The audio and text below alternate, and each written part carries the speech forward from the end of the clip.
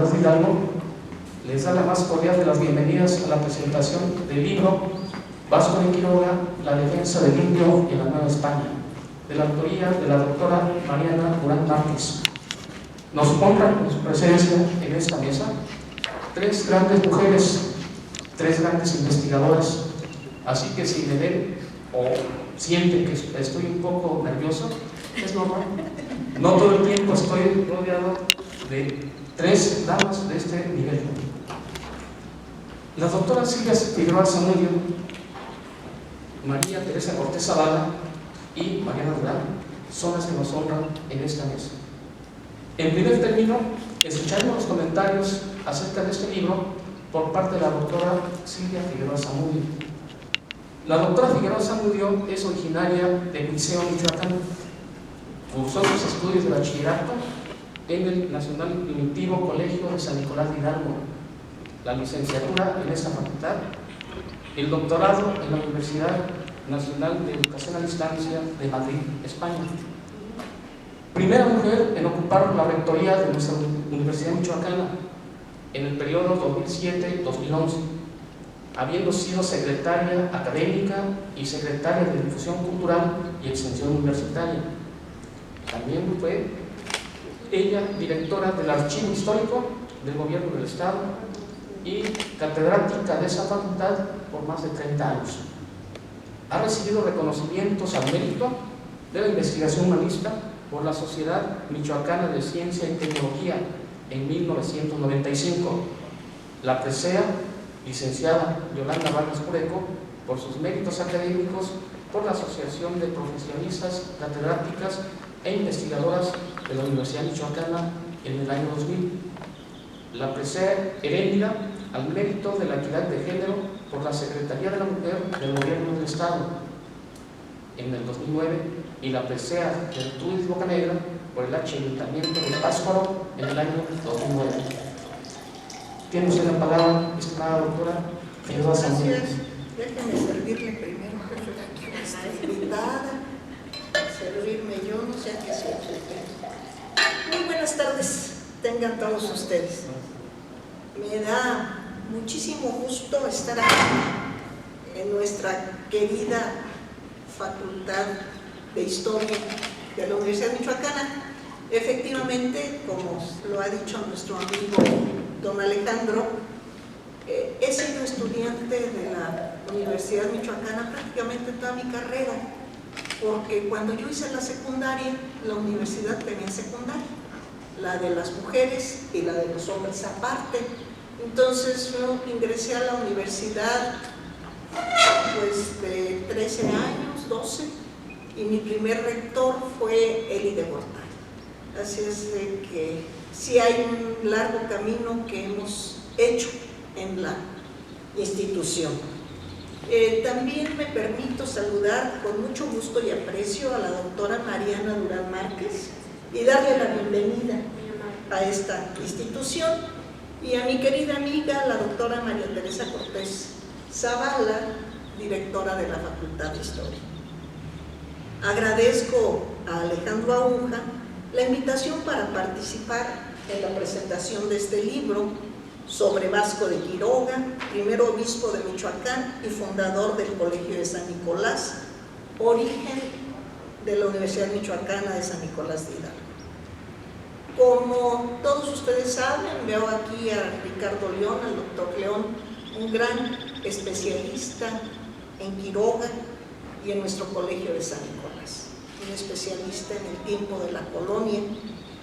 Todos decimos, sabemos que Vasco de Quiroga nació en Madrigal de las Altas Torres, la misma villa donde nació Isabel la Católica. Lo que sí, hasta hoy día no se encontró un documento que certifique su nacimiento y su bautizo en el templo en la capilla de San Nicolás. Lo que sí es que él lo dice en su testamento, y diciéndolo él en su testamento, pues ya qué más nos queda más que decir que seguramente nació. Y también decimos que probablemente haya por el año 1470, Por estudios anteriores que se han hecho sobre Quiroga, sabemos que perteneció a una familia importante. Lo resalta la doctora Mariana Durán en su obra. Esta familia importante viene de Galicia y la doctora hace todo un análisis, no es un análisis, hace una reflexión y menciona a los miembros más distinguidos de la familia Quiroga. Para nosotros como nicolaitas es un gusto y un orgullo ir, por ejemplo, a Toledo y encontrarnos ahí en la catedral, prácticamente el escudo de nuestra universidad, el que nos dio Quiroga, que está donde están los restos de Gaspar Quiroga, el cardenal de ahí de Granada. El relato que nos hace la doctora en esta obra que hoy presentamos nos afirma que varios de esta familia ocuparon cargos muy importantes, tanto dentro de la corona como dentro del clero, lo que demuestra su gran cercanía con la familia real. La familia Quiroga tenía su propio escudo de armas. Don Vasco nace con un escudo de armas heredado, mismo que usó durante un tiempo, ya que como en el caso de algunos conquistadores o prelados que tenían escudo familiar, el rey permitía que se les agregase alguna pieza en virtud de algunos servicios realizados, lo que significaba una muy alta distinción personal. Quiroga, en calidad de fundador del Colegio de San Nicolás, él no dio a la institución ese timbre, sino que sellaba los documentos, tanto los del obispado como algunos otros documentos importantes, los sellaba, y así lo demuestra Juan José Moreno, su primer biógrafo, en el libro Fragmentos de la vida y virtudes de Don Vasco de Quiroga, a cuya obra acudió la autora de la obra que hoy nos ocupa, misma que se publicó en 1766 y en cuyo prólogo el autor manifiesta su preocupación ante la escasez de noticias que sobre Quiroga dejó Gil González, biógrafo de los obispos de Indias. En este sentido, es conveniente destacar que el biógrafo de Quiroga ya denuncia la existencia de otro escudo atribuido al obispo. Y en efecto, en el 77, nuestro amigo el historiador Benedict Warren, publica un dibujo de un escudo que él encontró en el Archivo General de Indias. Ese hallazgo de Warren de los 70s no deja duda de la confusión sufrida por el propio Juan José Moreno en torno al escudo de armas de nuestro fundador, ya que si bien no podemos dudar del que nos describe, sí podemos adelantar que seguramente el obispo tuvo el privilegio de usar armas cargadas. Esto explica la permanencia del escudo familiar en uno de los cuarteles en el escudo personal, mismo que es en esencia el escudo de la Universidad de Michoacán, ya el que él conserva, el que él hoy día nos acompaña. Volviendo a nuestro personaje, Francisco Miranda afirma que estudió en la Universidad de Salamanca, dato con el que está de acuerdo la doctora Mariana, y ella nos dice por qué está de acuerdo, por qué en Salamanca y no en Valladolid, como dicen otros autores. Ahí estudió Derecho y se hizo licenciado entre los años de 1510 a 1515, que también ejerció y desempeñó cargos administrativos importantes en África y España como abogado.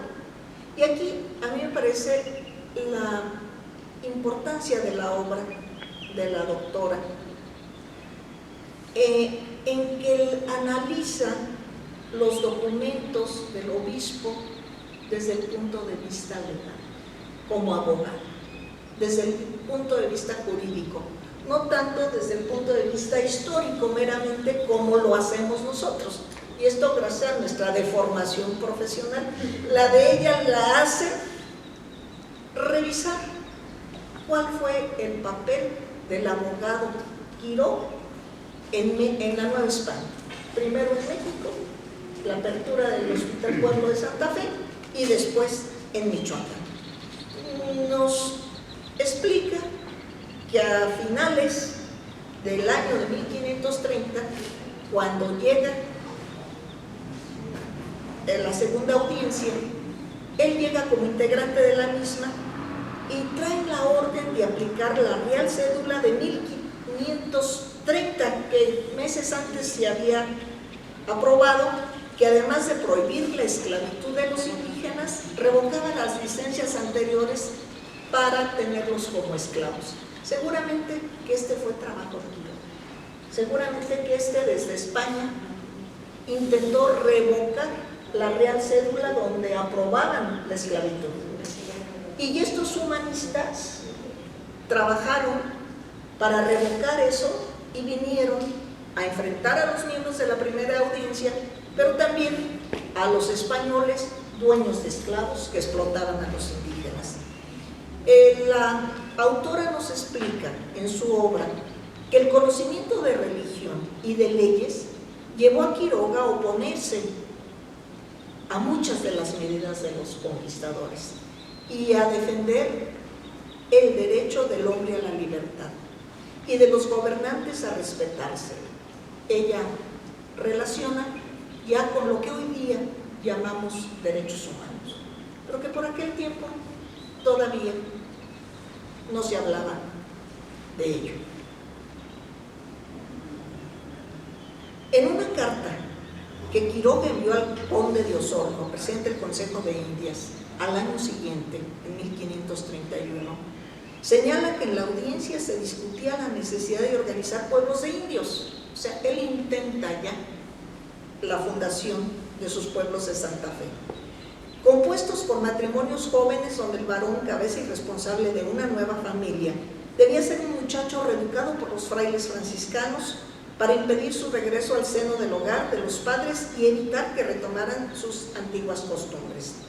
El licenciado Quiroga, gran conocedor de las leyes españolas y siendo como lo era funcionario de la corona, se mostraba prudente y con el espíritu conciliador de los humanistas y por su formación jurídica de índole crítica, sin llegar a los planteamientos radicales, pretendió crear pueblos donde se recogieran indios formados por los frailes para lograr, siguiendo las propuestas de Moro, un orden correcto de policía, mixta, espiritual y temporal. En 1532, Quiroga hace realidad el primer centro de operación y funda el llamado Hospital Pueblo de Santa Fe. Reunió, como se proponía, a 25 indios jóvenes educados en el convento franciscano de Texcoco, algunos de ellos con sus mujeres. Les dio tierras en propiedad comunal y estableció talleres para que aprendieran algunos oficios. Aquí Mariana también habla de cómo enseñó algunos oficios y les dio formación específica ya en Michoacán, que de ahí la gran riqueza artesanal que tiene el Estado. Eso a mí me parece muy correcto porque trajo las técnicas europeas, industrializó, si pudiésemos llamar, la fabricación de muchas de las cosas que ya construían, que ya fabricaban los naturales de Michoacán. Si nosotros revisamos la relación de Michoacán, creo que esa es una de las cosas que debemos de revisar con mucho cuidado, pues vemos cómo estaban organizados nuestros pueblos y los oficios que se hacían en nuestros pueblos, que se desempeñaban en nuestros pueblos. Así tenemos a los que tejían las redes, a los que tejían las telas, a los que hacían los zapatos, a los que fundían el cobre. Ojo, eso es muy importante, porque otros pueblos de la Nueva España no fundían el cobre. Aquí ya se fundía el cobre antes de la llegada de Vasco de Quiroga.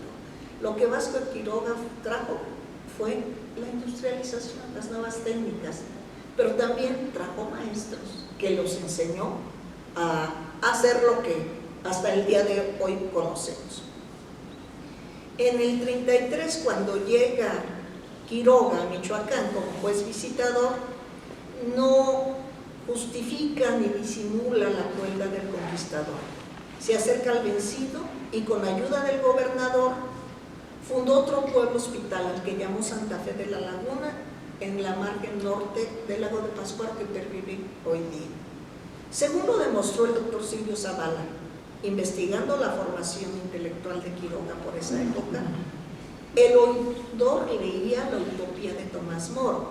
Se dice que ese libro pertenecía a Zumárraga y que existe hoy día.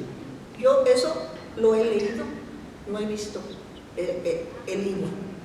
Obra inspiradora de las reformas introducidas en sus fundaciones. Pero Quiroga no solo leía Moro, consciente de su situación, inició un periodo de estudio y reflexión que no abandonaría jamás y que hicieron de él una de las personas más completas de su siglo, uno de los mejores juristas y economistas de la época. En el libro que presentamos hoy, la autora hace un estudio minucioso de un ensayo legal conocido como Información en Derecho. Son varias las aportaciones que hace la doctora Mariana Durán en esta obra. Nosotros hemos leído mucho Quiroga, estamos conscientes que se repiten muchos de los datos que se ofrecen sobre Quiroga.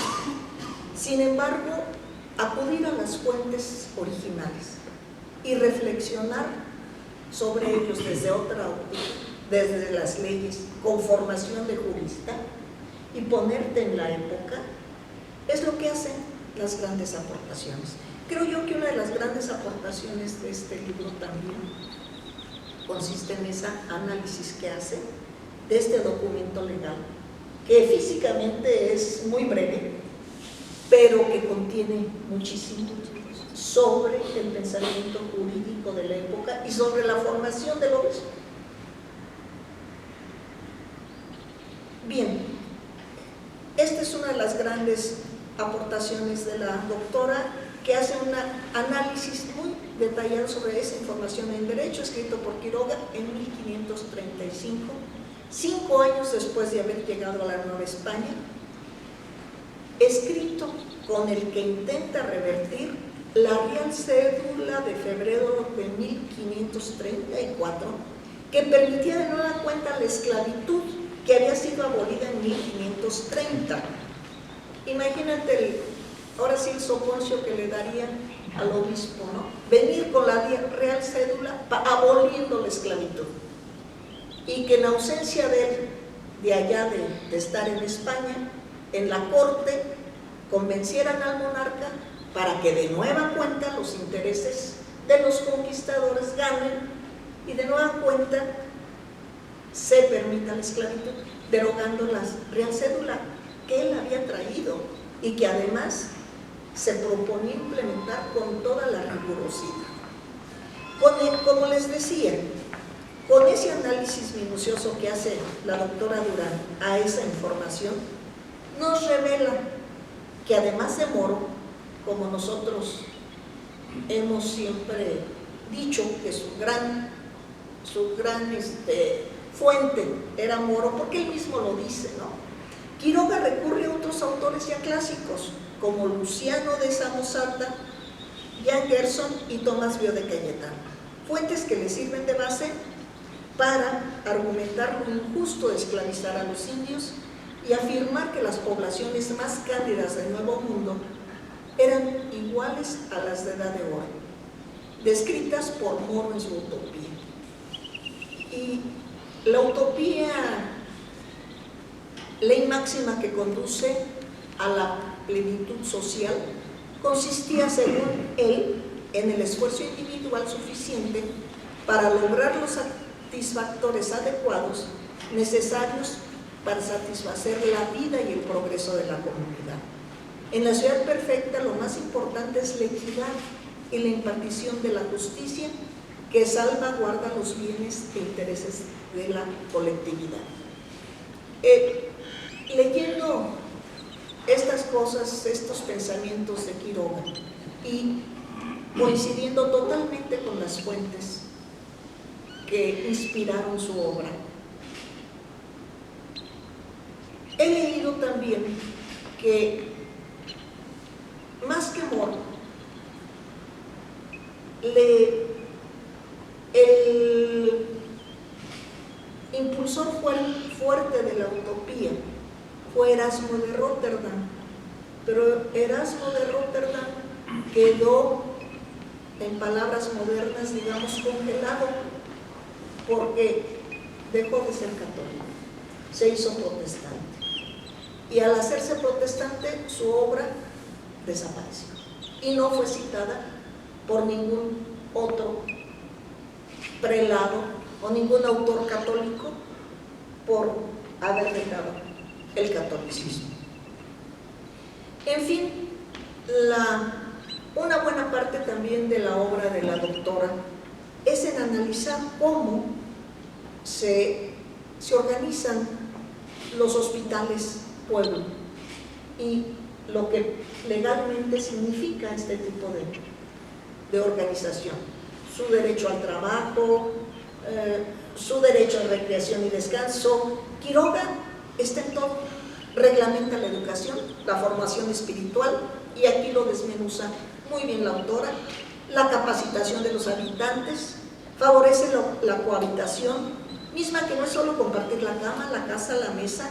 Cohabitación es la acción constante de formar hábitos comunes mediante los cuales se aprende a pensar, querer y decidir libremente, pero lo mismo, porque estás educado para ello. Sus hospitales pueblos se organizaron en base al trabajo comunal, que a propuesta de Moro era de 6 horas, era rotativo, ya que también los artesanos tenían la obligación de ir al campo por un periodo de 2 años, donde su trabajo era vigilado por un vedor, encargado de evitar el ocio y de imponer tareas cuando no hubiera labor. La comunidad de bienes, la repartición de productos según las necesidades de cada familia. El tiempo libre era dedicado a aprender la religión católica y algún oficio según el sexo, justo lo necesario para la supervivencia, tanto material como espiritual. Es en el proyecto de los hospitales pueblo donde Quiroga fundamenta el derecho familiar, la comunicación, la cohabitación, la obligación, la obediencia y educación de la prole. Entendida esta educación en la acción constante de formar hábitos. ¿Cuál es el objetivo esencial de esta enseñanza en la familia por parte de los padres? Evidentemente es la adquisición por imitación de un hábito, mediante el cual el niño se realiza como ser humano, para madurar como futuro ser político, una paidea para una politeía, es decir, una educación para una civilización. Esa es la esencia, sacado muy bien de estos cuadros que tuviste el tiempo y la curiosidad de elaborar. En 1538 el licenciado Quiroga fue ungido obispo de Michoacán, ya con una bien ganada fama de experto conductor de hombres y de hombre práctico en decisiones con vistas al futuro. Su primera acción como obispo fue el traslado de la sede catedralicia y la capitalidad de Sinsunzan a Pascua. Con esto Quiroga pone distancia a los encomenderos, que por cierto también Mariana trata muy bien el conflicto con Infante y nos señala, nos pone en su obra desde la llegada de Infante. Llegó un joven, fíjate, yo no había tenido la curiosidad de investigar Infante, cosa que tú lo consigues muy bien aquí. Llegó muy joven y de cómo aprovecha un vacío de poder para hacerse con la encomienda de Michoacán. Yo no conocí el origen de ese trabajo que había hecho Infante tan habilidosamente y tan joven, además, lo demuestras muy bien. Bien, entonces, llevando el centro de su acción evangélica a Pascua, iniciando una etapa llena de litigios con los españoles y también con las órdenes religiosas, con quien no está de acuerdo con la política evangelizadora. Su nuevo cargo vino a representar el mayor reto de su vida. El recién nombrado obispo tiene ante sí la responsabilidad de proteger y evangelizar al Gran Michoacán, habitado por diferentes pueblos que hablaban purépecha, náhuatl, otomí. Quiroga comprendió la necesidad de un nuevo clero formado bajo los preceptos del humanismo acorde con la nueva realidad y que además comprendiera las lenguas nativas, y para ello funda el Colegio de San Nicolás Obispo, centro que serviría también para la integración hispano-indiana. El colegio tiene un doble propósito: construir un seminario para los futuros clérigos y el espacio educativo tanto para españoles como para indígenas. Esta convivencia diaria serviría para un mejor entendimiento mutuo, para que los clérigos formados en San Nicolás, en contacto con los naturales, conocieran la lengua, vida y costumbres de los pueblos del obispado y pudieran integrarse más fácilmente a su ministerio. Y también para que la mezcla de naturales y españoles fuesen creando las bases para una mejor convivencia entre las razas y una futura armonía social. En enero del 1565, encontrándose ya próximo a la muerte, Quiroga lanza sus redes al futuro y escribe su testamento. En él básicamente se ocupa de proteger sus fundaciones más queridas, San Nicolás y los hospitales pueblos de Santa Fe, haciendo referencia a las reglas y ordenanzas para el gobierno de los hospitales de Santa Fe de México y Michoacán, plasmando su habilidad jurídica para proteger sus fundaciones de cualquier amenaza futura. En estas ordenanzas, como lo afirma la doctora Durán, Quiroga hace referencia a la obra de Tomás Moro como el inspirador de la organización de esos hospitales pueblos, como el lugar donde existiera un orden correcto de policía mixta, espiritual y temporal, y que reiteradamente presentó al Consejo de Indias como un modelo a seguir en el proceso de colonización. Sin mucho éxito, dices tú, que no tuvo eco. Por último, yo quiero felicitar a Mariana Durán por este trabajo de investigación sobre el obispo fundador de Michoacán, con la que sin duda alguna viene a enriquecer la historiografía michoacana desde varios ángulos, desde varios puntos de vista. Muchísimas gracias y muchas felicidades.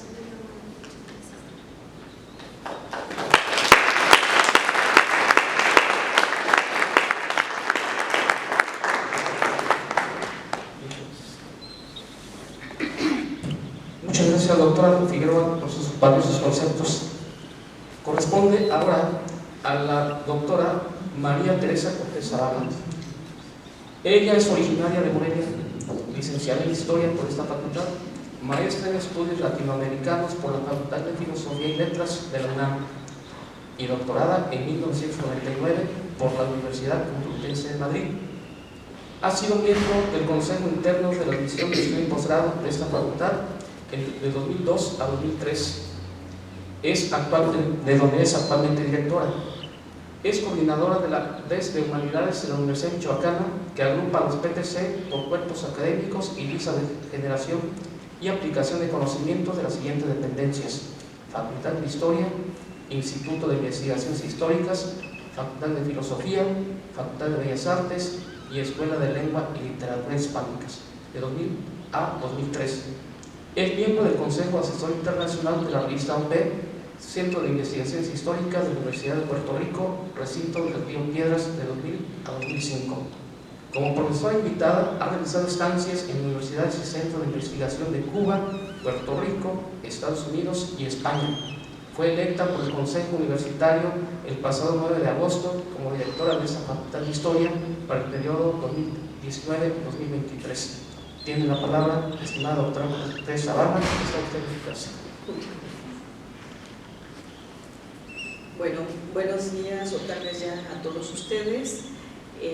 Primero que nada quiero agradecer al licenciado Alejandro Aguja, quien nos sedujo para que hiciéramos este evento y pudiera ser posible que el día de hoy esté con nosotros la doctora Mariana Durán. Así que bienvenida a esta casa, que es la casa de Vasco de Quiroga, ¿sí? Pues creo que la doctora Silvia ha dejado la vara alta respecto de los comentarios que ha hecho sobre el libro. Yo voy a ser breve en términos de ubicar este texto en el contexto de la historiografía de México. Vasco de Quiroga, indudablemente que es una de las figuras de la historia